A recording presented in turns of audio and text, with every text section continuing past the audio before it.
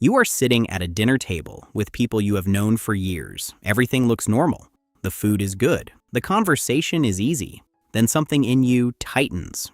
Your friend mentions their new job, but their smile does not fully reach their eyes. Their partner's voice has a slight edge to it. A waiter drops a spoon 3 tables away, and the sound lands in your body harder than it should. Nobody else reacts. They keep eating. They keep laughing. But for you, the mood of the room has already changed. This is a specific way of moving through the world. People may have called you observant, intense, or too sensitive. They may have treated your reactions like you were looking for problems that were not there. So you learn to second-guess yourself. You learn to stay quiet about what you noticed. But this is usually not about imagining things. It is about noticing input that other people filter out automatically. That is also why you may leave ordinary interactions feeling strangely full of details and tension that nobody else even seemed to register. In psychology, part of this can be understood through sensory gating and the salience network. These are systems that help the brain decide what to tune out and what to treat as important. When those filters run looser, more gets through. More sound, more tension, more emotional detail. You do not only notice what is present, you notice what is missing. The warmth that dropped out of a reply, the silence underneath a normal answer. For some people, that is temperament. For others, experience sharpened it. If you grew up having to read the room carefully, your nervous system may have adapted by staying alert, not because you are broken, because your brain learned that missing a signal could cost you. It has shaped you deeply. That can make you doubt yourself because the evidence is often subtle before it is obvious. But subtle does not mean imaginary. And that leads us to the specific ways this shows up in your daily life. Here are the 10 signs that your filter is always open. Sign 1. You hear the unspoken no. Someone agrees to a plan or a favor. They say the right words, but you hear hesitation in the first syllable. You catch the half-second pause. Most people take the yes at face value and move on. You can't do that. You feel the reluctance underneath it. And now you are carrying information they never admitted out loud. You start adjusting yourself around a truth that was never said. The second sign is ambient noise that feels bigger than it should. You are in a coffee shop trying to work. Most people can tune out the espresso machine and the muffled music. To you, every clink of a cup is a small interruption. Sensory gating helps the brain sort signal from background.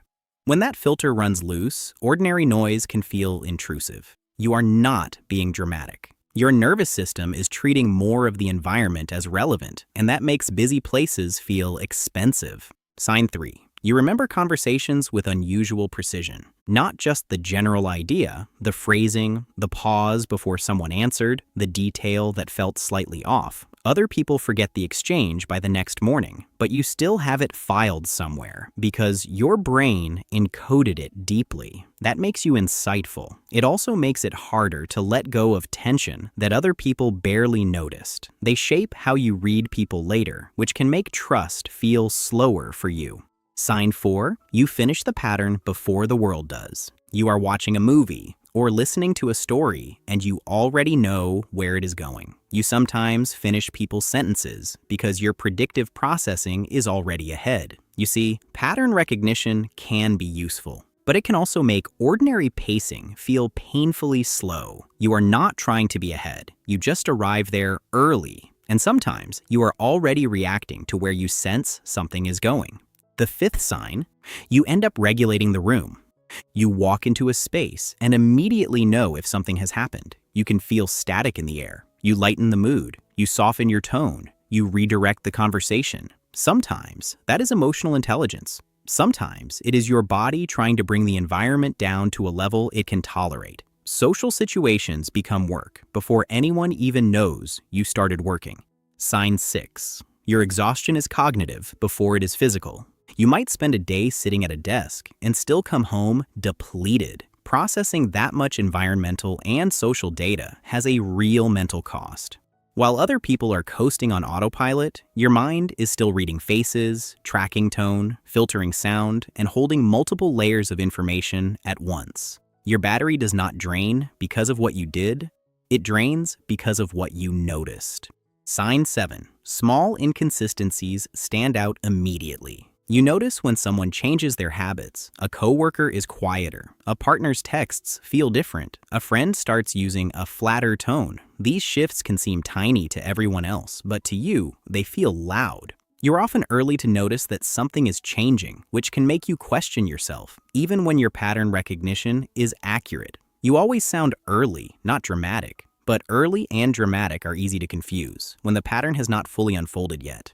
The 8th sign, you need zero input time. Most people relax by watching something or listening to a podcast. For you, that can feel like more incoming data. You need real quiet, a dark room, a walk without a phone, space where nothing more is being asked of your attention. You aren't being antisocial when you disappear for a while. You are reducing load so your system can recover. Without enough quiet, your mind keeps stacking one layer of input on top of another. Sign 9. You feel older than your actual age in ways that are hard to explain. People may have called you an old soul. It rarely felt flattering. It felt heavy, like you were carrying seriousness too early. When your mind has been processing more than average for years, you often arrive at complexity before you have the support or language to hold it. That can make you feel out of step with people who move more lightly through the same world. And the final sign is, you can't simply decide to stop noticing. This is the most frustrating part. People say, relax, stop reading into things, stop overthinking. But for you, the signal often arrives before choice does. You don't choose to see the shift in tone or the change in mood. You notice it, and then you have to decide what to do with the fact that you noticed. That is why simple advice often feels useless. Here is what all 10 of these signs point to. Your brain may not be using the same level of automatic filtering that many other people rely on. Some of that may be temperament, some of it may be experience, in environments where reading more carefully actually mattered. Staying alert was not irrational. It was adaptive.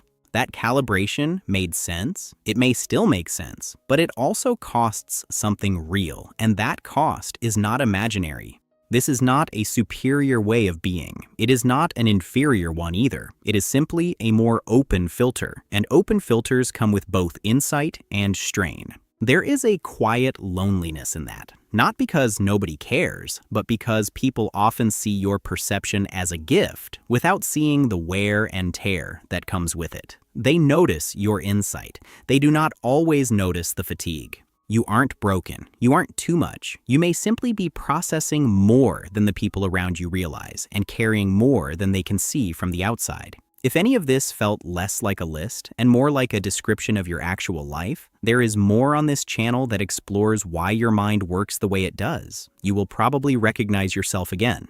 Thank you and see you in the next one. And as always, you matter.